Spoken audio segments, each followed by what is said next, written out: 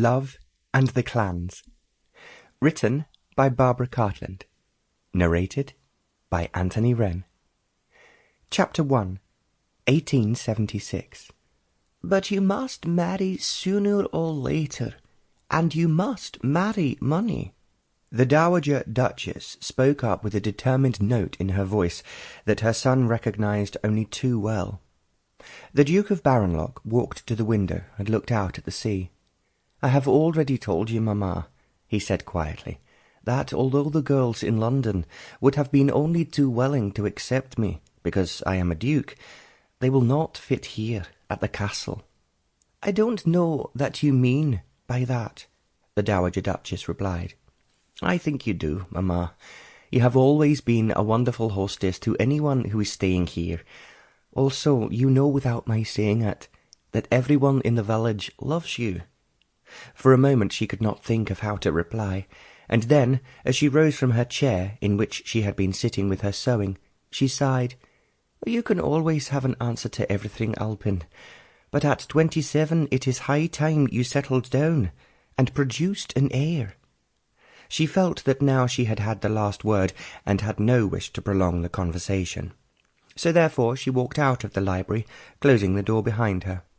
The Duke turned again to gaze at the sea. Barenlock Castle was indeed one of the north of Scotland's greatest houses. It had been built in 1400, and the chieftain of the MacBaron clan had always lived there. The Duke owned thousands of acres in the county of Sutherland, and the castle was undoubtedly one of the most beautiful buildings ever erected in Scotland. The only difficulty there had been down the ages was to make sure that there was an heir to the dukedom that came from a very ancient lineage. As the present duke was an only child, his mother and all his relations continually begged him, almost on their knees, to take a wife. The duke travelled a great deal, and spent a certain amount of time every year in London, and as he was tall, handsome, and most intelligent, it was not surprising that ambitious mothers presented their daughters to him. Yet for some reason his family could not discover, he always returned from London alone, still a bachelor, and apparently with his heart untroubled. "What you have to realize," his mother had said to him over and over again, "is that as head of the family and of the clan, it is your duty to marry and produce an heir, several sons, if possible. You must carry on the traditions we have all followed, even before the castle was built." The Duke had heard this lecture so often, he knew every sentence by heart. But he listened to his mother because he loved her, and he knew that she adored him. He had heard the same plea over and over again, and it merely made him more determined than ever. He would not marry until he found someone he loved, and with whom he would know intuitively that he would be happy and content. Of course there were women in his life, and a great number of them. His many and frequent affairs de cour had been well known in London, and whispered about amongst the clan in Scotland. On his last visit, from which he had just returned, his name had been linked with one of the most beautiful and sensual ladies in Mayfair. She was, in fact, herself a baroness, and half English, half French. She was incredibly lovely, and her husband closed his eyes to her indiscretions.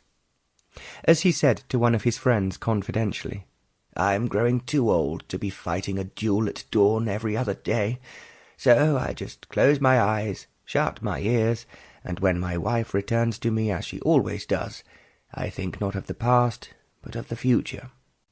This strange laissez-faire attitude enabled the Duke to spend a very pleasant 2 months making love to the glamorous Baroness. He was entranced by her, as all her lovers were. Not only was it her alluring beauty that excited him, but the subtle way she invariably made him feel he was the only man in her life at that very moment. Now that he was back in Scotland, the Duke was having to listen to the usual family refrain that he should be married.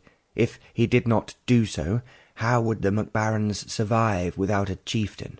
"They survived under another chieftain before I was born," he had muttered yesterday to his mother, "and I imagine they will survive after I am dead." "I cannot think how you can talk like that, Alpin.